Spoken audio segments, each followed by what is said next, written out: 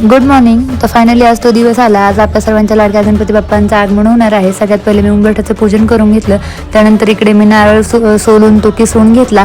खरं तर मला कालच करायचं होतं हे नारळ किसण्याचं काम, पण मला काल रात्री डेकोरेशन आणि बाकीच्या गोष्टीमध्ये उशीर झाला, त्यामुळे मी आज करायला घेतलं. इकडे सारण तयार झालं. त्यानंतर उकडही तयार झाली. उकड तुम्हाला गुलाबी दिसत असेल तर हो, मी आज फ्लेवर्ड मोदक बनवते, गुलकंद फ्लेवरचे. तर इकडे मी छान अशा कळ्या पाडून घेतल्या मोदकाला. ही माझी मोदक बनवायची 4थी-5वी वेळ आहे, पण हाताने कधीच नाही बनवले. मी साच्याने बनवायचे. उकड आणि सारण नेहमी चांगलं व्हायचं, पण मोदक काही जमले नाही हाताने कधी, पण यावेळेस छान असे कळीदार मोदक जमले. त्यानंतर इकडे माझी पूजेची तयार झाली आणि मी पण साडी नेसून छान तयार झाले. आज मी सासूबाईंची साडी नेसली होती.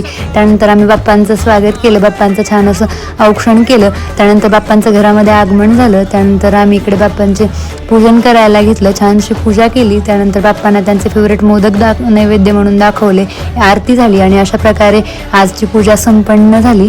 गणपती बाप्पा मोरया.